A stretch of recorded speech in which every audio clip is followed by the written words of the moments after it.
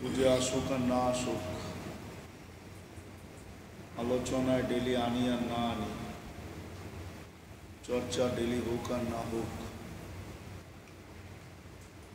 পরিবেশ ঘরে বাহিরে থাকুক আর না থাকুক, জীবনটা কিন্তু ছোট আমাদের। 60-70 বছরের জীবন, এটা আমাদের গতিতে কাটে না, আমাদের ইচ্ছায় কাটে না, বা আমাদের গতিতেও কাটে না। এটা নিজের ইচ্ছাই কাটতেছে, অতিবাহিত হইতেছে। এখানে আমাদের কোনো ইচ্ছা কার্য করি না। চাই রাজা হোক, চাই বাদশাহ হোক, চাই ছোট হোক, চাই বড় হোক, চাই শিক্ষিত হোক, চাই ধনী হোক, এই জীবনটার কন্ট্রোল কিন্তু আমাদের হাতে না। এটা নিজের গতিতে চলতেছে। এটাকে যেই গতিতে আল্লাহ সেট করছেন, ওই গতিতে এটা চলতেছে, কাটতেছে। একদিন দেখব, দেখতে দেখতে সে আমাকে গন্তব্যে পৌঁছায় দিবে। আমাদের সবার গন্তব্য আমরা জানি। সর্বপ্রথম গন্তব্য আমাদেরকে কবরে পৌঁছায় দিবে। তারপরে কে খবর নিবে বা নিবে না, এটা তো ভিন্ন কথা। চিরাচরিত এটাই সত্য যে কবরে পৌঁছায় দেওয়ার পরে আর কারো কাছে আমাদের খবর নেওয়ার সুযোগ হবে না। আমাদের যেরকম হয় না আপনজনের খবর নেওয়া, আমরাও পিছে যাদেরকে রেখা যাব তাদের কাছেও এরকমই ব্যস্ততা থাকবে, যেরকম আজকে আমাদের কাছে ব্যস্ততা। তারাও আমাদেরকে খবর নেবে না। বিদায় জীবনটা তার গতিতে চলতেছে, আর এটা চলতে থাকবে। কন্ট্রোল করার যদিও চেষ্টা চলতেছে, সারা জীবন মানুষ চেষ্টা করেই যাবে। কিন্তু দুনিয়ার এতদিন হওয়ার পরেও যখন এটাকে কন্ট্রোলে আনতে পারে নাই, বা কন্ট্রোল করা সম্ভব হয় নাই, আগামী ভবিষ্যতে এটাকে কন্ট্রোল করা সম্ভব হবে কি না, এটা আল্লাহই ভালো জানে। কারো বলার কোনো ক্ষমতা নাই যে সামনে যায় মেশিন তৈরি হবে, আমাদের জীবনের গতিটাকে কন্ট্রোল করে দিবে, আমাদের হাতের মুঠায় আইনা দিবে। যদিও আমরা বইলা বেড়াই দুনিয়াটা হাতের মুঠায়, দুনিয়াটা আঙ্গুলের মাথায়, সবগুলোই সত্য। দুনিয়া আঙ্গুলের মাথায় চলে আসছে, দুনিয়া হাতের মুঠায় চলে আসছে, কিন্তু আমাদের জীবনের গতি কেউ আমাদের কন্ট্রোলে আইনা দিতে পারবে কিনা, এটা নিয়ে সন্দেহ আছে। আমাদের জীবনের গতি কেউ আমাদের হাতের মুঠায় আইনা দিতে পারবে না। এটা যেইভাবে চলতেছে এইভাবেই চলবে। কিন্তু হ্যাঁ, বুদ্ধিমান ব্যক্তি ওই ব্যক্তিই হবে বুদ্ধিমান। হাদিসও এটাই বুঝায় আমাদেরকে, আল কাইয়িসু মান দানা নাফসা। বুদ্ধিমান ওই ব্যক্তি হবে যে শত ঝামেলার ভিতরেও এই ছোট জীবনটাকে দুনিয়ার প্রস্তুতির সাথে সাথে আখেরাতের প্রস্তুতির জন্য লাগাইতে থাকে। দুনিয়া গুছানোর সাথে সাথে আখেরাতকেও গুছায় নেয়। কেন, দুনিয়া যতটুকুই প্রয়োজন হোক না কেন আমাদের, মেরে দোস্ত, আজকে হয়তো দুনিয়ার ভিতরে আছি বিদায় দুনিয়ার প্রয়োজনটা অনেক বড় মনে হইতেছে। দুনিয়া আমাদেরকে তার প্রয়োজনটা অনেক বড় করে দেখায়, এত বড় করে দেখায় যেটা বলা বাহুল্য যে অনেক বড় করে দুনিয়ার প্রয়োজনটা আজকে আমাদেরকে দুনিয়া দেখাইতেছে। কিন্তু হ্যাঁ, যখন আখেরাতে পৌঁছবো তখন বুঝবো যে দুনিয়ার প্রয়োজন কতটুকু ছিল, আমি কতটুকু করছি, আর আখেরাতের প্রয়োজন কতটুকু ছিল আর আমি কতটুকু উদাসীন ছিলাম। এটা প্রত্যেক ব্যক্তি বুঝতে পারবে। কবরের লোকগুলাকে তো উঠায় আনা যায় না, কিন্তু এদের সম্বন্ধে কিছু তথ্য দেওয়া যায়। আলী রাদিয়াল্লাহু তাআলা আনহু যেমন আমাদেরকে তথ্য দিয়েছেন যে কবরওয়ালারা বলতে পারলে দুইটা শব্দই বলতো, ইন্তাকালনা মিন দারিল গুরুর, আমরা ধোকার ঘরের থেকে বাহির হয়ে গেছি। পুরাটা ঘরই ধোকার ছিল, সব কিছুই ধোকা ছিল। সম্পর্ক বলেন, টাকা পয়সা বলেন, দুনিয়ার সাথে যত কিছু সম্পর্কিত ছিল সবই ধোকা ছিল, ধোকা। আলী রাদিয়াল্লাহু তাআলা আনহু বুঝাইছেন, দুটেই শব্দ ওনারা বলতেন, ইন্তাকালনা মিন দারিল গুরুর, ধোকার ঘরের থেকে বাহির হয়ে গেছি, ইলা দারিল গুরাবা, একটা অপরিচিত ঘরে এসে পড়ছি, জগতে এসে পড়ছি, যেখানে কারো পরিচয় চলে না, দুনিয়ার কিছুই এখানে চলে না। হ্যাঁ, চলে কি? এটাও কোরআন বলে দিয়েছেন কি চলে, ইল্লা মান আতাল্লাহ বিকলবিন সালিম, ওইটাই চলে, যে প্রস্তুতি নিয়ে গেছে ওইটাই চলবে। এই জন্য সময়ের গতি অসম্প্রদান, এটা আমাদের হাতের মুঠায় কেউ আয়না দিতে পারবে না। কিন্তু বুদ্ধিমানের কাজ ওইটাই হবে যে দুনিয়া গুছানোর সাথে সাথে আখেরাত গুছানোর জন্য চেষ্টা করা, চিন্তা করা, ফিকির করা, ভাবা। আর এই দিকই আল্লাহ রসুল আমাদেরকে বেশি আকর্ষিত করছেন। সবচেয়ে বেশি আমাদের দুনিয়া নিয়ে ভাবেন নাই, আল্লাহ রসুল সাল্লাল্লাহু আলাইহি ওয়াসাল্লাম আমাদের দুনিয়া নিয়ে ভাবেন নাই, বরং এটাই বলছেন যে একটা দিন আসবে বুসিতাতিদ দুনিয়া, তোমাদের সামনে দুনিয়া ছড়ায় দেওয়া হবে। আমি দুনিয়া নিয়ে তোমাদের ভাবি না, একটা দিন আসবে দুনিয়া খুব তোমাদের কাছে হবে, দুনিয়া তোমাদের সামনে ছড়ায় দেওয়া হবে, বুসিতাতিদ দুনিয়া, দুনিয়া ছড়ায় দেওয়া হবে তোমাদের সামনে। কিন্তু আমি যেটা সারাদিন ভাবি তোমাদের, আল্লাহ রসুলের ভাবনা ছিল আমাদেরকে নিয়ে যে তোমাদের আখেরাত কি হবে, ইমামুন আল আখেরা, আমি তোমাদের আখেরাত নিয়ে ভাবি, দুনিয়া নিয়ে ভাবি না। এই জন্য কোনো এক জায়গায় বলছেনও, বড় ব্যথা নিয়ে উম্মতের কাছে রাখছেন। যদিও দুর্ভাগ্য এটাই যে উম্মত নবীর ব্যথা বুঝতে, নবীর ব্যথা আমরা বুঝি না, আল্লাহ রসুলের ব্যথা কি ছিল এটা আমরা বুঝি না। আল্লাহ রসুল বড় ব্যথা নিয়ে বলছিলেন, জিতুলি ওয়াম্মির আল আখেরা, আমি আখেরাত দিতে আসছি তোমাদেরকে, আখেরাত আবাদ করতে আসছি, তোমাদের যেন আখেরাত হয়ে যায়। আর সত্য এটুও মেরে দোস্ত, মানুষ মানুক আর না মানুক, আর দুনিয়া বিত্তাকাদ্দুর, দুনিয়া কপালে যা লেখা আছে তাই হবে।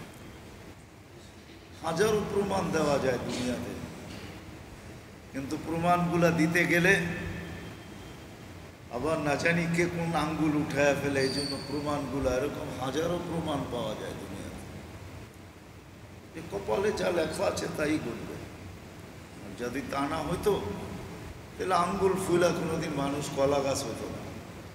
আমাদের সমাজের একটা প্রবাদ বাক্য আছে, আঙ্গুল ফুলা কলা গাছ, কপালে লেখা ছিল তো হয়ে গেছে। আবার অনেক সময় দেখা যায় যে অনেক কিছু ছিল হারায়া ফকির হয়ে গেছে, কপালে এমনই লেখা ছিল, অনেক কিছু ছিল। আমাদের দেশে জমিদার ছিল, আজকে জমিদারি নাই, ফকির হয়ে গেছে। 440টা রয়্যাল ফ্যামিলি ছিল, এখন নাই, কারো অস্তিত্ব নেই, কপালে এমনই লেখা ছিল যে তোমরাই করবে, তোমাদের পরে আর করতে পারবে না, তাদের সন্তানরা হারায় গেছে। তো দুনিয়া তো কপালে যা লেখা আছে তাই হবে, কিন্তু আখেরাত আল্লাহ কপালে লেখা দেন নাই, আখেরাত প্রত্যেক ব্যক্তির চেষ্টার উপরে রাখছে। এই জন্য আয়েশা বলছেন, ইন্না আরদাল জান্নাতি লাকিআন, জান্নাতের জমিন খালি পড়ে আছে,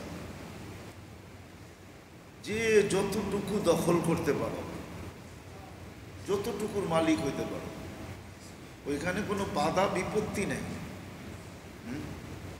আমাদের দেশে সরকারি রুল আছে, অনেক দেশেই আছে, যে একজনে কতটুক সম্পত্তির মালিক হইতে পারবে, কতটুক জমির মালিক হইতে পারবে। ইচ্ছা করলেই একটা জেলার মালিক নিজে হইতে পারবে না, টাকা আছে কিন্তু কিনতে পারে, কিন্তু কিনতে পারবে না, সরকারি রুল নাই। একটা আছে পরিমাপ আছে, 200-300 এরকম একটা বিঘার পরিমাপ আছে, এর বেশি আপনি কিনতে পারবেন না, এর সিস্টেম আছে প্রত্যেক দেশে। কিন্তু জান্নাতের জমিন এমন না, আল্লাহ রসুল বলছে খালি, যত মালিক হইতে চাও। সাহাবা জিজ্ঞাসা করছে এখানে বসে ওইখানে মালিক হব কি করে? তো বলছে আমি পদ্ধতি নিয়ে আসছি, পন্থা নিয়ে আসছি, ব্যবস্থাপনা নিয়ে আসছি, কিভাবে তুমি মালিক হবে। তো পন্থা বলছেন, ব্যবস্থাপনা বলছেন, যে এইবার মালিক হও।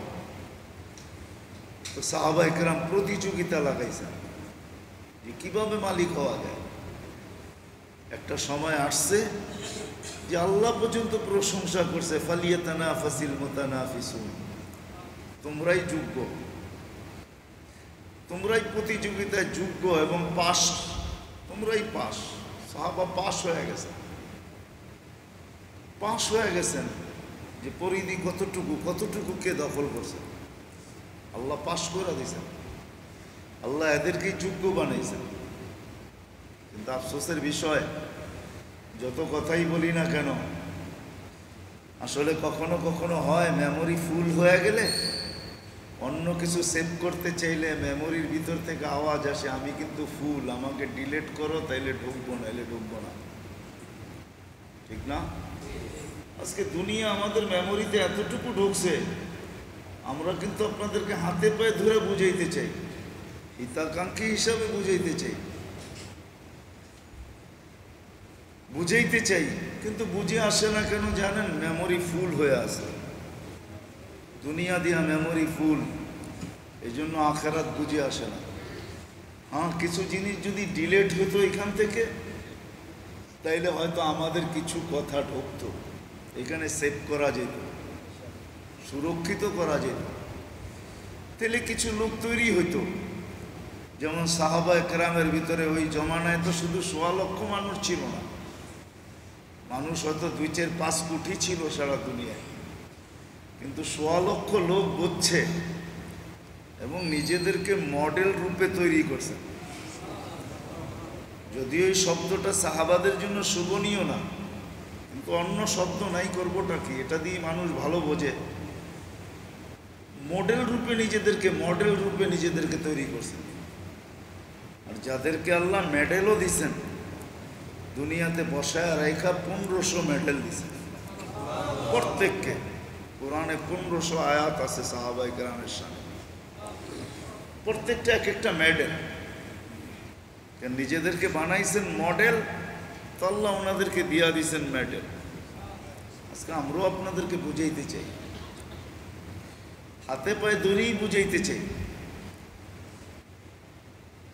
কেননা এই জীবনটা, এই ছোট জীবনটা, এটা দুনিয়ার প্রস্তুতি যেমন, দুনিয়া গুছানো যেমন দায়িত্ব, এর চেয়ে কোটি গুণ বেশি দায়িত্ব হলো আখেরাতকে গুছানো, কবরকে গুছানো, কিয়ামতের মাঠকে গুছানো,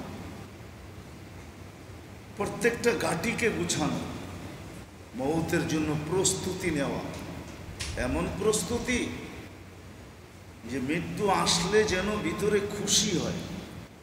হ্যাঁ, আছে কিছু লোক আছে যারা মৃত্যুকে আলিঙ্গন করে, মৃত্যু আসলে খুশি হয়, খুশি হয়। নাহলে সাহাবায়ে কেরাম এই কথা কেন বলতেন? খুশিতে আত্মহারা হয়ে বলতেছেন, গদান নালকা মুহাম্মাদান ওয়া আহবাবা। বেলাল রাদিয়াল্লাহু তাআলা আনহু বলতেছেন, কালকে আল্লাহর রসুলের সাথে আর সাথীদের সাথে দেখা হবে, কালকেই দেখা হবে। দুনিয়া কাঁদতেছে, সে হাসতেছে,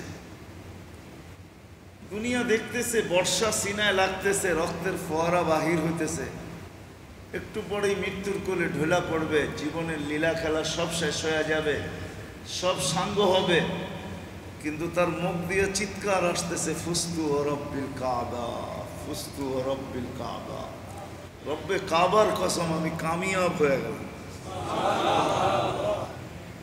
ওই কামিয়াবি শুধু কানে শুনে না, চোখে দেখা। কেননা ওই সময় মানুষ চোখে দেখে, কানে শোনে না। কেননা মৃত্যুর পূর্বক্ষণে মানুষ যা দেখে ওটা চোখে দেখে, ওটা কানে শোনে না, পারফেক্ট দেখে। তো সাহাবি যে ফুস্তু রব্বিল কাবা বলছেন, সে তো চোখে দেখে বলছে যে আমি কামিয়াব। কেননা আমার জন্য ব্যবস্থাপনা চলতেছে, আমি দেখতেছি। হ্যাঁ, জান্নাত আমার দিকে আগায় আসতেছে আমাকে স্বাগত জানানোর জন্য। আখেরাতের প্রস্তুতি হয়ে গেছে, কমপ্লিট। আখেরাত আমার জন্য সাজানো হইতেছে। হ্যাঁ, যদি কোনো ব্যক্তির তওবার কারণে সমগ্র আকাশকে আল্লাহ সাজাইতে পারেন, কোনো বান্দা যখন পাক্কা ঠাক্কা তওবা করে, তো এই খুশিতে আল্লাহ 7 আকাশকে সাজান, লাইটিং করেন। ফেরেশতারা জিজ্ঞেস করে এই লাইটিং কিসের? তো যারা লাইটিং করে এরা জবাব দেয়, তাবা আবদুম মিন ইবাদিল্লাহ, আল্লাহর এক বান্দা আজকে আল্লাহর সাথে তওবা করে ফেলছে, সুলহ করে ফেলছে, আল্লাহর দিকে ফিরা গেছে। এটার খুশিতে আল্লাহ লাইটিং করতে বলছেন, লাইটিং করতেছে। এরকম লাইটিং ডেলি হাজারো মানুষের জন্য হয়, যাদের বুঝে আসে। যাদের বুঝে আসে না এরা শুনতেই থাকে, কিন্তু চেঞ্জ হয় না, নিজের ভিতরে চেঞ্জ হয় না। এই জন্য মেরে দোস্ত, মেরে ভাইও, মেরে আজিজও, জীবনটা কিন্তু ছোট, জীবনটা ছোট। দুনিয়াটা যেরকম গুছানো আমার দায়িত্ব, আমার দুনিয়া আমি গুছাইতেছি। আখেরাতটা গুছানো আমার, আখেরাত গুছানো আমার উপরে আরো 100 গুণ বেশি বড় দায়িত্ব। ইসলাম এটার নামই, এই দায়িত্বকে বুঝা আর এটাকে কাঁধে নেওয়া। এই দায়িত্বটাকে বুঝা যে আমার আখেরাত আমাকে গুছাইতে হবে। ইসলাম এটার নামই, এটা বুঝা আর এই দায়িত্বটাকে কাঁধে নেওয়া। কাঁধে নেওয়ার পরে ওই অনুযায়ী চেষ্টা করা, হাত পায়ের মারা, ছুটাছুটি করা, ভাগা, দৌড়াদৌড়ি করা, চেষ্টা করা। বলে সারাদিনই করতে হবে? না না না, আল্লাহ সারাদিন করা চায় না আমাদের কাছ থেকে। আল্লাহ সারাদিন করা চায় না। আল্লাহ তো আমাদেরকে এটাও শিখাইছেন যে তুমি বাথরুমে বসে থাকবা, তুমি বাথরুমে বসে থাকবা, কিন্তু ফেরেশতা তোমার সওয়াব লিখবে। বিশ্বাস হয় না? সত্য এটি। আপনি বাথরুমে বসে থাকবেন, কিন্তু ফেরেশতা সওয়াব লিখবে। এই জন্যই তো বাথরুমে ঢোকার তরিকা বলছে। বাথরুমে ঢুকবে তো কোন দোয়া পড়া ঢুকবে, ঢুকবে তো কোন পাও দিয়া ঢুকবে, বাহির হবে তো কোন পাও দিয়া বাহির হবে, বাহির হওয়ার পরে তুমি কোন দোয়া পড়বে। এতটুক যদি হয়ে যায় তো মধ্যবর্তী যতক্ষণ সময়টা কাটছে অতক্ষণ সময়টা জিকিরের সওয়াব লেখা হবে। জিকির লেখা হবে, জিকির, জিকিরের সওয়াব লেখা হবে তোমার। হ্যাঁ, একদিক দিয়ে স্ত্রীর সাথে মিলন হবে, আর একদিক দিয়ে ফেরেশতা সওয়াব লিখবে, নফল ইবাদতের সওয়াব লিখবে। হ্যাঁ, যদি সে পদ্ধতি শিখে যে মিলন পদ্ধতি কি, পদ্ধতি শিখছে, পদ্ধতি অনুযায়ী মিলছে, তবে সে মিলনের সওয়াব পাবে, মিলনের সওয়াব মিলবে তার। এই জন্যই তো আল্লাহ রসুল বুঝাইতে চেষ্টা করছেন যে তোমাদের পায়ে কাটা বিদা, খোঁচা লাগা, এটারও সওয়াব তোমাদেরকে দেওয়া হয়। হ্যাঁ, এটার সওয়াবও মুসলমানের মিলে। কিন্তু যখন পদ্ধতি শিখে, কেউ রাস্তা দিয়ে হাঁটতে থাকে, অনেক এরকমই আছে যে গুনাহ ছড়াইতে ছড়াইতে যেতে থাকে, আর কেউ রাস্তা দিয়ে হাঁটতে থাকে আর পিছনের গুলা সব মিটাইতে মিটাইতে যেতে থাকে। দুই দলের লোকই আছে, কেউ গুনাহ ছড়াইতে ছড়াইতে যেতে থাকে আর আরেকজন গুনাহ কি মিটাইতে মিটাইতে যেতে থাকে। কেননা একজন রাস্তা দিয়ে হাঁটতে থাকে, ডাইনে বামে দেখতে থাকে কে আসে কে যায়, কিরম আসে কিরম যায়, আর আরেকজন নিচে দেখতে দেখতে যেতে থাকে। ওকে বলে নিচে দেখোস কেন? তো কোনো কষ্টদায়ক জিনিস দেখা যায় কিনা দেখি। ওটা রাস্তার থেকে সরাইতে দেরি, পিছনে সব গুনাহ মাফ হইতে দেরি হয় না। এই নিয়তে যে হতে পারে আমার পায়ে বিধে নাই, কোনো মুসলমান মানুষের পায়ে বিধবে, কোনো মানুষ কষ্ট পাবে, আল্লাহর সৃষ্টি কষ্ট পাবে, এই নিয়তে ওটাকে সরায় দিল, পিছনের গুনাহ মাফ। তাহলে বলেন, একজনে হাঁটতেছে গুনাহ মিটাইতে মিটাইতে আর আরেকজনে হাঁটতেছে গুনাহ ছড়াইতে ছড়াইতে, দুটোই আছে। এই জন্য শরীরও এনাম অনুমতি দেয় না যে লম্বা করি। না, কালকেই আসছি আমি, লম্বা সফর ছিল 10 দিন টানা, করতে গেলে 24 ঘন্টাই পরিশ্রম করতে হয়েছে। প্রোগ্রাম ছিল, দাওয়াত তাবলীগের কাজে, ক্লান্ত, এই জন্য লম্বা করতেও চাইতেছি না, কিন্তু আবার ফাঁকি দিতেও চাই নাই, কেননা না আসলে একটা তরতিব নষ্ট হয়ে যাবে। চেষ্টা করছি চলে আসছি, বিদায় মনের থেকে কিন্তু বুঝাইতেছি। শরীর যদিও অনুমতি দেয় না, প্রত্যেকের শরীরের অবস্থা সে নিজে জানে, ঠিক না? আর বিদেশ তো বিদেশই হয়, ঠিক না? নিজের দেশের মতো পরিবেশও পাওয়া যায় না, খাওয়া দাওয়াও পাওয়া যায় না। যদিও শত আইটেম সামনে পাওয়া যায়, কিন্তু নিজের দেশের আইটেম তো নিজের দেশের আইটেমই, ঠিক না? তারপরও চলে আসছি যদি আপনাদের দিলে লাগে আর কি। এই জন্য এই ছোট দুনিয়ার জীবনটা যেরকম গুছানো আমার দায়িত্ব, আমার আখেরাতটা গুছানো আমারই দায়িত্ব, আমারই দায়িত্ব। আল্লাহ আমাকেই দায়িত্ব দিছে, আর কাউকে দায়িত্ব দেয়, প্রত্যেকে আলাদা আলাদা দায়িত্ব দিছে। এই জন্য হাদিস বুঝেছেন, কুল্লুকুম রাইন ওয়া কুল্লুকুম মাসউলুন, তোমরা সব দায়িত্বশীল, তোমাদের দায়িত্ব সম্বন্ধে তোমাদেরকে জিজ্ঞাসা করা হবে। আর আল্লাহ জিজ্ঞাসা করার হক রাখে। আমি যতই চটায় কথা বলি না কেন, চটায় কথা বোঝেন, যতই জোর দিয়া কথা বলি না কেন, যতই পাওয়ার দিয়া কথা বলি না কেন, সত্য এইটাই, এটা বানানেওয়ালা আল্লাহ, এটা চালানেওয়ালাও আল্লাহ, এটার ভিতরে যা দিছে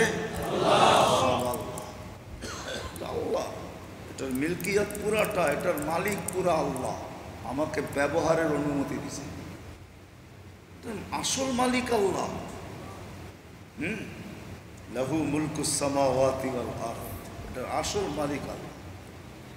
এই জন্যই তো নামাজে দাঁড়ায় বলতে হয়, ইন্না সালাতি ওয়া নুসুকি ওয়া মাহইয়ায়া ওয়া মামাতি লিল্লাহি রাব্বিল আলামিন।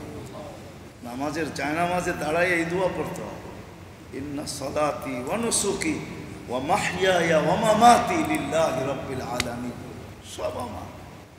এই জন্যই তো আমরা দোয়া কোরআনে শিখাইছে, ইন্না লিল্লাহি, ইন্না ইন্না ইন্না লিল্লাহি ওয়া ইন্না ইলাইহি রাজিউন। মালিক আমি আমার না, আমি তোমার। স্বীকারোক্তি এটা ছিল, মালিক আমি আমার না, ইন্না লিল্লাহি, এটার মিনিংস কি, অর্থ কি? আমি আমার না, আমি তোমার। আমি আমার না, ইন্না লিল্লাহি, মালিক আমি আমার না, মালিক আমি তোমার। ওয়া ইন্না ইলাইহি রাজিউন, আর মালিক তুমি পাঠাইছো, আবার তোমার কাছে আমি ফিরব। তুমি আমাকে পাঠাইছি, আল্লাহই পাঠাইছে, আল্লাহই পাঠাইছে, আর তোমার কাছেই আমি ফিরব। কোরআন আমাদেরকে বুঝাইতে চেয়েছে। এই জন্য মেরে দোস্ত, আমাদের গুছানো দায়িত্ব। দুনিয়াটা যেরকম আমি গুছাই, আমার আখিরাতটাও আমার গুছানো দায়িত্ব। এটার নামই ইসলাম, এটার নামই ইসলাম। সুস্থ থাকার জন্য যেরকম সুস্থ নীতিকে মানতে হয়, তাইলেই সুস্থ থাকা যায়। আর যাদের কাছে এই নীতি আছে তাদের কাছে বারবার চেক আপ করতে হয় যে আমি সুস্থ আছি কিনা দেখেন। এই জন্য মাসিক চেক আপ, বাৎসরিক চেক আপ, এই জন্য ডেলিও চেক আপ হয়। ডেলি কিছু লোক আছে আমাদের দেশে যাদের ডেলি চেক আপ হয়, না হয় না? হ্যাঁ হয় না? কি মানেন? মনে হয় মানেন না, নাম বললে বুঝবেন হয় না। না, আমাদের প্রধানমন্ত্রীর ডেলি চেক আপ হয়, আমাদের রাষ্ট্রপতির ডেলি চেক আপ হয়, ডেলি চেক আপ, সব জিনিসই চেক আপ হয়। এই জন্য ইসলাম এটার নামে। আর এটার জন্যই আল্লাহওয়ালাদের কাছে যাওয়া, আল্লাহওয়ালাদের সোহবতে রাখা, হক্কানি আলেমদের সোহবতে নিজেকে রাখা। কেউ MBBS হয়, আর কেউ অ্যাসোসিয়েট হয়, আর কেউ অ্যাসিস্ট্যান্ট হয়, আর কেউ ফুল প্রফেসর হয়। সবাই ডাক্তার, MBBSও ডাক্তার, অ্যাসিস্ট্যান্ট প্রফেসরও ডাক্তার, অ্যাসোসিয়েট প্রফেসরও ডাক্তার, আবার বিভিন্ন ডিগ্রিধারীও ডাক্তার, আবার ফুল প্রফেসর এটা ভিন্ন, সেও ডাক্তার। সবই ডাক্তার, সবই MBBS পার করা তারপরে উপরে উঠছে। হক্কানি আলেমরা হলো চিকিৎসক, আল্লাহওয়ালারা হলেন প্রফেসর। এদের কাছে থাকা, এদের কাছে যাওয়া, তখন এরা বইলা দিবে কোন সময়টা কি করতে হবে। আল্লাহ বইলা দিছেন, আল্লাহ আমাদেরকে বইলা দিছেন অনেক, সবগুলো আল্লাহই বইলা দিছেন, হয়তো সব আমরা জানি না। এই জন্য আল্লাহওয়ালারা দেখায়া দেয়, হক্কানি আলেমরা দেখায়া দেয় যে তুমি এই কাম করো, তোমার জীবন গুছানো, আখিরাত গুছানো হয়ে যাবে। ছোট ছোট জিনিস আছে যার দ্বারা আখিরাত গুছানো কমপ্লিট হয়ে যায়। একটা হাদিস আছে, যার কর্মে আল্লাহ হাসে তাকে কোনোদিন শাস্তি দিবে না। যার কর্মে আল্লাহ, তো হাসানের পদ্ধতি শিখাইছেন আল্লাহ নিজেই। তাহাজ্জুদের সময় উঠছে, পানি নিচে, স্ত্রীর মুখে পানির ছিটা দিছে। ঘুমের ভিতরে পানির ছিটা দিলে তো কেমন অবস্থা হয়? লাভ দিয়া উঠছে, হয়তো রাগও হইতে পারে। আপনি মুস্কি হাসি দিয়া বললেন তাহাজ্জুদ পড়বা না, এই জন্য মুখে পানি দিছে, চলো তাহাজ্জুদ পড়ি। এই কর্মে আল্লাহ হাইসা দেয়। আর যাকে আল্লাহ হাইসা দেয়, যার কর্মে, তাকে কোনোদিন শাস্তি দেয় না, কোনোদিন শাস্তি দেয় না। শাস্তিযোগ্য কোনো কাজের দিকও আল্লাহ একে নেয় না। আর যদি হয়েও যায় তো আল্লাহ সাথে সাথে তওবা মনে করায় দেয়, ইস্তেগফার মনে করায় দেয়। একদিক দিয়ে হইতে দেরি, আরেক দিক দিয়ে মসতে দেরি হয় না, সাথে সাথে তওবা করে দেয়, সাথে সাথে তওবা করে আল্লাহই করে দেন ব্যবস্থা। হ্যাঁ, এক তো হইল যে শাস্তিযোগ্য কাজের দিকে আল্লাহ নেনই না। যদিও কখনো চলে যায় তো কাজ হইতে দেরি, আল্লাহ তওবা করাইতে দেরি করেন না, সাথে সাথে আল্লাহ তওবা মনে করায় দেয়। তখন দেখা যায় চোখের পানি ছেড়া দিয়া বলে আল্লাহ করলাম কি, আল্লাহ কি করলাম, কি করলাম আমি। যখন কি করলাম বইলা ওঠে, তো যতটুকু কাছে গুনাহ মাপ তো হইলই। হয় হয়, সত্য এটাই, ফাইন তাবু ফানা হাবিবুহুম, তওবা করতে দেরি, যতটুক কাছে ছিল আরো কাছে যাইতে দেরি হয় না, আরো কাছে চলে যায়, আরো কাছে চলে যায়। এই জন্য আল্লাহ আমাদেরকে স্মরণ করে দেয় যে কিভাবে আমরা এই ছোট জীবনটাকে দুনিয়া গুছানোর সাথে সাথে আখিরাতকে গুছাইতে পারি। এই ব্যবস্থাপনা আল্লাহ নিজে করে দেন। এটারই একটা ব্যবস্থাপনা এই 2-1 দিন পরেই আসতেছে। জানি না আজকে কয় তারিখ, জিলকদের, জিলহজের এক, হ্যাঁ আজকে 25 তারিখ গেছে, 26 শুরু হয়ে গেছে। আপনারটাও ঠিক আছে, কেননা সূর্য ডুবার সাথে সাথে 26 শুরু হয়ে গেছে। 26 তারিখ, হয়তো আর 3 দিন আছে, নাহলে 4 দিন আছে, তারপরে জিলহজ শুরু হবে। আল্লাহ কসম খাইছেন, জিলহজের 10 রাত্রের কসম আল্লাহ নিজে খাইছেন। এটা বিরাট বড় একটা আখেরাত কামার সুযোগ আমাদের সামনে চলে আসছে। আমরা অল্প সময় দিয়ে আখেরাতকে কামায় নিতে পারি যদি আমরা ওরকম মনোভাব রাখি, চেষ্টা করি।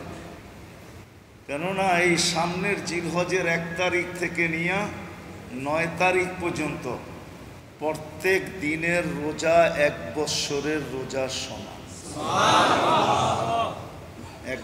প্রতিদিনের রোজা কয় বৎসরের রোজার সমান? 1 বৎসরের রোজার সমান। কি বলেন? তাহলে 9 দিন রাখলে কয় বৎসরের রোজা? আগামী 9 বৎসরের রোজা কমপ্লিট হয়ে গেল, আগামী 9 বৎসরের রোজা। আর প্রত্যেকটা রাত্র এক একটা লাইলাতুল কদরের সমান। রাত্রগুলা লাইলাতুল কদরের সমতুল্য, রোজাগুলা 1 বৎসরের বন্দেগীর সমতুল্য। সারাদিন যে আমল করবে 1 বৎসরের আমলের সওয়াব পাবে। রোজা রাখলেও 1 বৎসরের রোজা, আমল করলেও 1 বৎসরের আমলের সওয়াব পাবে। এই জন্য আল্লাহ কসম খাইছেন, ওয়াল ফাজরি ওয়া লায়ালিন আশর ওয়াশ শাফি ওয়াল ওয়াতর। আল্লাহ কসম খায় আমাদেরকে বুঝাইছেন। আল্লাহর মতো জাতের কসম খাওয়ার কোনো প্রয়োজন ছিল না, বলে দিলেই হইতো। কিন্তু আল্লাহ আমাদেরকে চিনেন যে আমরা কত বড়। শব্দটা বললে যদিও নাকি সবার কাছে খুব খারাপ লাগবে, আল্লাহ জানে আমরা কত বড় অজ্ঞ। আখেরাতের লাইনে আমরা অনেক অজ্ঞ, অনেক উদাসীন, যার কারণে আল্লাহ কসম খাইছেন, নাহলে কসম খাওয়ার দরকার ছিল না। আল্লাহ কসম খাইছেন, ওয়াল ফাজরি ওয়া লায়ালিন আশর। 10 রাতের আল্লাহ কসম খাইছেন।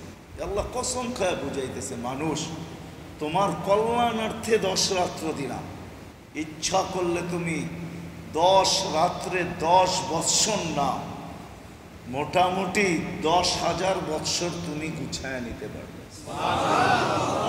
এক রাত্র যদি 83 বৎসর হয়, তাহলে 10 রাত্রে মোটামুটি 1000 খানিক রাত হয়ে গেল পড়ায়, কাছাকাছি, ঠিক না? কি বলেন? হ্যাঁ, কি 8300 তো হইল 10 রাত্রে 83, 830 বৎসর হইল। 830 বৎসর গুছানো হয়ে গেল। কে বাঁচবে 830 বৎসর? তো আল্লাহ আমাদেরকে গুছায় দিতে চাইতেছেন। যেটা আল্লাহ বুঝাইতে চাইতেছেন, আল্লাহর রসুল বুঝাইতেছেন যে তোমার এই ছোট জীবনটা দিয়ে তোমাকে আখেরাত গুছাইতে হবে। তো আল্লাহ আমাদেরকে শুধু বলতেছেন না, সাথে সাথে গুছাইও দিতেছেন। শুধু আপনাকে আমাকে করতে হবে। এই জন্য মেরে দোস্ত, হক্কানি আলেম ওলামা আর আল্লাহ ওয়ালাদের সোহবতে এদের সাথে নিজেদেরকে সংযুক্ত করি, সাথে সাথে শিখি যে আমি অল্প পরিশ্রমে আমার আখেরাতকে আমি কিভাবে গুছাইতে পারি। কেননা এটাও আমাদেরকে বুঝাইয়া দিছেন, লা তাজিরু ওয়াজিরাতুন বিজরা উখরা। হায় হায়, কারোরটা দিয়া, একজনেরটা দিয়া আরেকজনের চলবে না, অন্যেরটা দিয়া আমার চলবে না, স্ত্রীরটা দিয়া স্বামীর চলবে না, স্বামীরটা দিয়ে স্ত্রীর চলবে না, মা বাবারটা দিয়া সন্তানের চলবে না, সন্তানেরটা দিয়া মা বাবার চলবে না। আবার এই উদাহরণগুলো রেখা দিছেন, বাড়িটা দিয়া ভাইয়ের চলবে না, বোনেরটা দিয়া ভাইয়ের চলবে না, ভাইয়েরটা দিয়া বোনের চলবে না, বন্ধুরটা দিয়া বন্ধুর চলবে না, আপনজনেরটা দিয়া আপনজনের চলবে না, কারোরটা দিয়া কারো চলবে না। যার যারটা তার তার, নিজেরটাকে নিজে শো করতে হবে। নিজেরটাকেই নিজে শো করতে হবে। আর সত্য এটাই, আপনি যদি বলেন যে পুরোটা দুনিয়াই তো এলোমেলো, আমি একা ঠিক হয়ে কি করব, কি হবে আমি একা ঠিক হয়ে? না না না, কসম খোদার মেরে দোস্ত, সারা দুনিয়া যত এলোমেলোই থাকুক, আপনি যদি ঠিক হন তাহলে আপনার জন্য মেডেল আছে, নাহলে এই হাদিস কোনোদিন আসতো না। সারা দুনিয়ার মানুষ যদি ব্যাঠিক হয়ে যায়, কোনো জঙ্গলের গহীন গুহায় যদি কোনো এক ব্যক্তি নিজে ঠিক হয়, আল্লাহর সাথে সম্পর্ক ঠিক থাকে, আল্লাহ আল্লাহ বলনেওয়ালা থাকে, তো আল্লাহ ওয়াদা করতেছেন লা তাকুমুস সাআ, দুনিয়া তোর খবর নাও জানতে পারে, তুই গহীন জঙ্গলের ভিতরে পাথরের গুহায়ও জীবন কাটায় দিতে পারো, কিন্তু তোর দিকে চায়া আমি কিয়ামত আসতে দিব না। তোর একার মূল্যায়ন আমি করব, কারো না করলেও তোর একার করব, তোকে একা আমি মূল্যায়ন করব। তাইলে এই যুক্তিও কাজে আসবে না যে সারা দুনিয়াটা উল্টে গেছে, আমি ভালো হয়ে কি করব। না, হুকুম তো আমাকে ভালো হওয়া, হুকুম তো আমার সম্পর্ক আল্লাহর সাথে জোড়া। এই জন্য বিরাট একটা সুযোগ সামনে আমাদের আসছে, 2-3 দিন পর থেকে শুরু হবে। ডেলি খবর নিতে থাকেন যে কবের থেকে জিলহজ শুরু হবে। প্রথম রাত্র থেকেই সারাটা রাত্র আল্লাহর বন্দেগিতে কাটান, আল্লাহর সাথে সম্পর্ক জোড়ে। মেরে দোস্ত, খোদার কসম এটাই সত্য। আল্লাহর রসুল বলছিলেন যে আম্মা জান খাদিজাতুল কুবরাকে আল্লাহ যে টিস্যু দিছেন, টিস্যু, ওই টিস্যু এই দুনিয়ার চেয়ে সব বেশি দামি। এই দুনিয়ার দাম আল্লাহর কাছে মশার ডানার সমান নয়। তাইলে হাদিস আসতো না আল্লাহ কানাতিদ দুনিয়া ইনদাল্লাহি তা'দিলু জানাহা বাউদা, শুধু দুনিয়া নয়, আর সমগ্র সম্পদের সাথে মশার ডানার সমান আল্লাহর কাছে দাম নাই। কোনো বেদিনকে আল্লাহ 1 ঘট পানি পান করতে দিতেন না, এটা আল্লাহর থিওরি, ওয়াদা। বুঝে গেল এটার কোনো দাম নাই। এই জন্যই কঠিন শব্দগুলা যদিও আমাদের সমাজ বুঝবে না, বলাও ঠিক হবে না, নাহলে হাদিসে কিন্তু আছে। এক সময় বলা যেত, এখন আর বলা যায় না।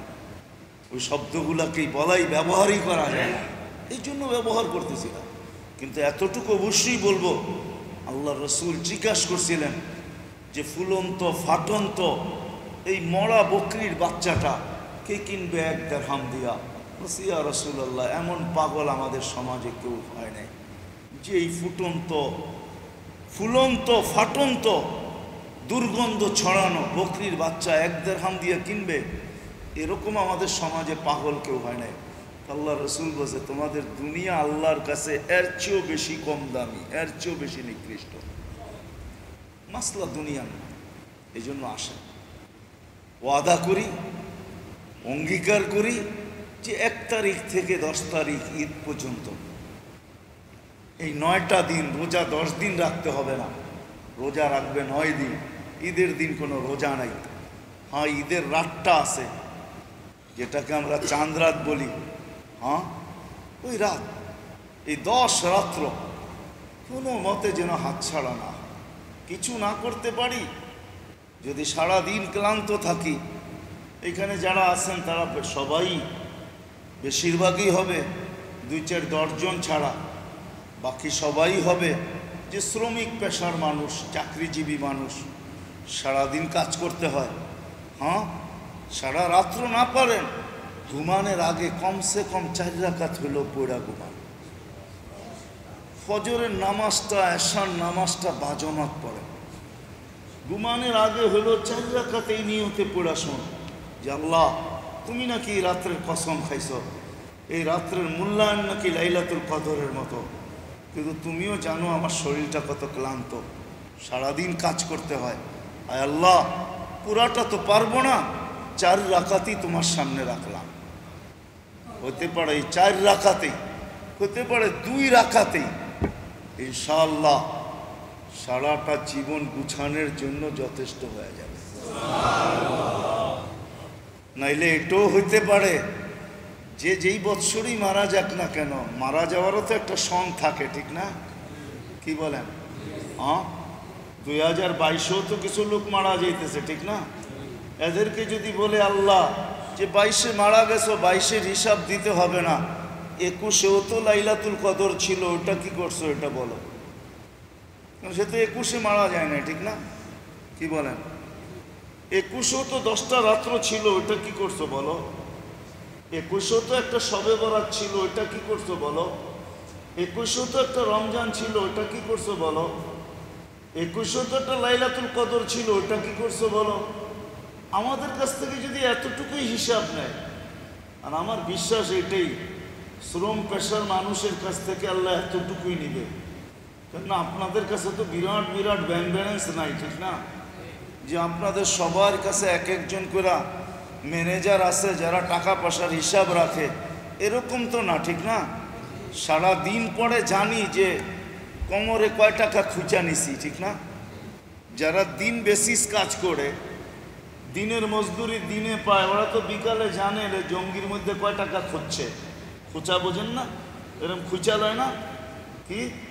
আর যারা মান্থলি কাজ করে ওরা তো জানে যে মাসের শেষে কয় টাকা পাইছে, ঠিক না? কি বলেন?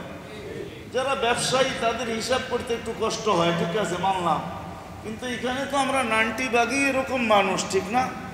যারা হয়তো বিকালে কোমরে হাত দিয়া বলতে পারি সারাদিন পরে কতটুকু কামাইছি, বা মাসের শেষে বলতে পারি কয় টাকা পাইছি, ঠিক না?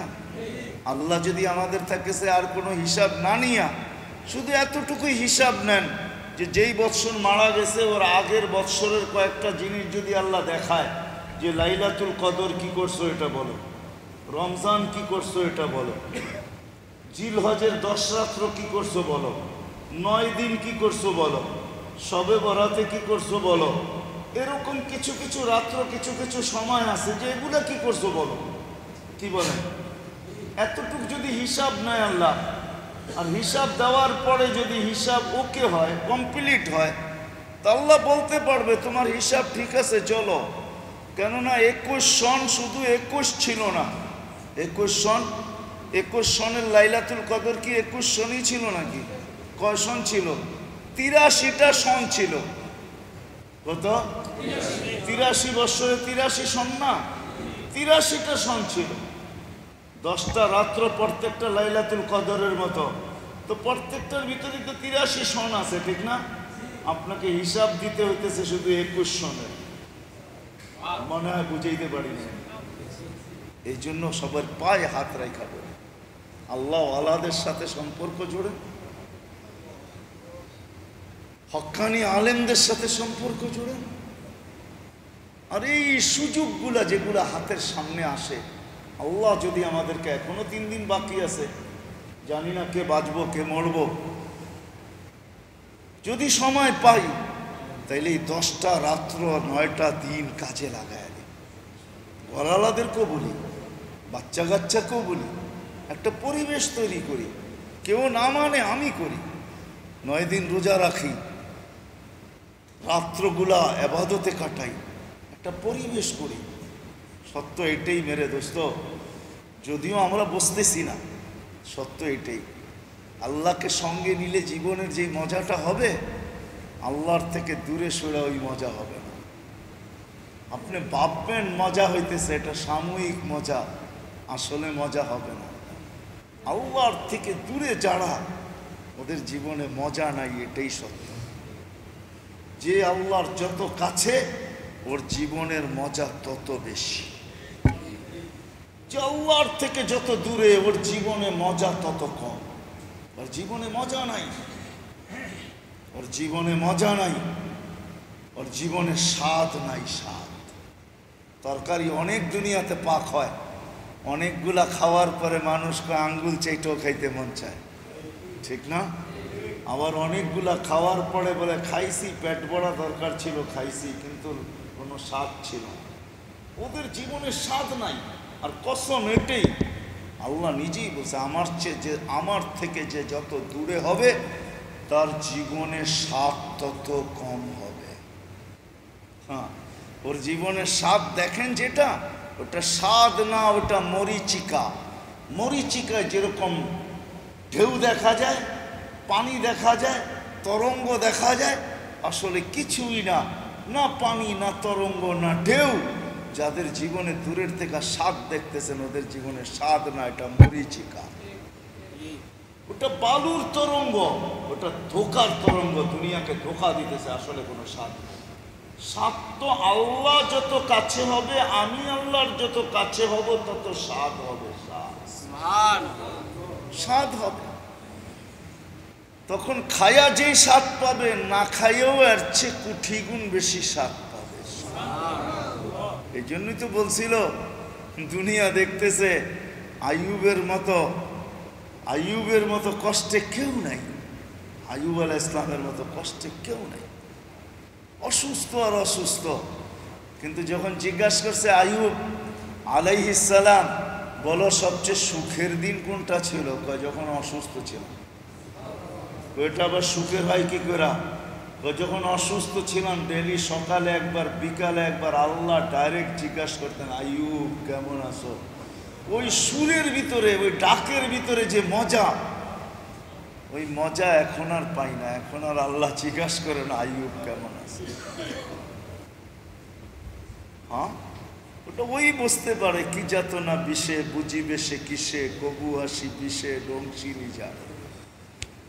যে আল্লাহর কাছে হয় না ও বুঝবে না, যে কাছে হয়েছে ও বুঝবে। এই জন্য ইব্রাহিম আলাইহিস সালামরে জিজ্ঞাসা করছে সবচেয়ে সুখের দিন, মজার দিন, স্বাদের দিন, আগুনের ভিতরে যখন ছিলাম। এটা আবার কি করে হয়? তো ওইখানে আল্লাহ সাথে ছিল, মনে হইতো যেন আল্লাহ সাথে আছে, যার কারণে তো আগুন আমাকে এত ঠান্ডা শীতলতা দিতেছে, এত মজা দিতেছে। এখন আর ওইটা মজা মনে হয় না। তো সত্য এটাই, আল্লাহর কাছে হলেই মজা আসবে। যত বেশি যে কাছে হবে, তত বেশি মজা আসবে।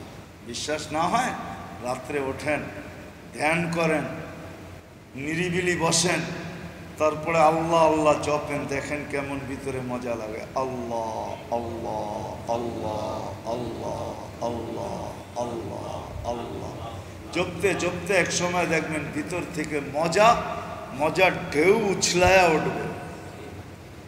যখন রাত্রে উঠা একা একা নির্জনে বসা আল্লাহ আল্লাহ বলবে না, একটা সময় আসবে আল্লাহ বলতে বলতে একবারে হবে না, আল্লাহ আল্লাহ আল্লাহ আল্লাহ আল্লাহ আল্লাহ আল্লাহ আল্লাহ আল্লাহ বলতে বলতে ভিতর থেকে একটা ঢেউ উঠবে। তখন দেখবেন যে মজা কেমন লাগে। তখনই মুখ দিয়ে বলতে পারবেন, সারে দুনিয়া কো কিসি মে মজা, মুঝে সির্ফ আল্লাহ আল্লাহ করনে মে মজা। সারা দুনিয়া যাতে খুশি তাতে মজা পাক, আমি তো আল্লাহ আল্লাহর ভিতরেই মজা পাইতেছি। তখন মজা পাবেন। করেন নাই তো, করি না তো, এই জন্য মজা পাই না। করে দেখেন, বাস্তবিক মজা আসবে, সেমন মজা। এই জন্য মেরে দোস্ত করবো তো ইনশাআল্লাহ, পাক্কা। এই 9 দিন রোজাও রাখবো, আর রাত্রে ঘরের ভিতরে ইবাদতের পরিবেশও করব। উচিত তো ছিল আমাদের মসজিদগুলোর ভিতরে হওয়া, যার কারণে আমাদের সমাজ এটা বোঝেও না, চিনেও না, পরিবেশ নাই। মসজিদগুলো তো পরিবেশ হওয়া উচিত ছিল, যে এই 10 দিনে মসজিদগুলোর ভিতরে এই পরিবেশ হবে, যে মানুষ এই 10 দিন আসলেই দিনে যার দেওয়া, যার খুশি তার মনে হয় দেওয়ানা হয়ে যাক, রাত্র হইতে দেরি আল্লাহর দেওয়ানা হইতে দেরি হয় নাই। এরকম একটা পরিবেশ হোক যে সব জায়গায় তাকাইলেই দেখা যায় যে এরা এই 10 রাত্রে সব আল্লাহর দেওয়ানা হয়ে গেছে। এর পরিবেশ হওয়া উচিত ছিল। আল্লাহ আমাদেরকে আমল করার তৌফিক দান করেন। ওয়া মা আলাইনা ইল্লাল বালাগ।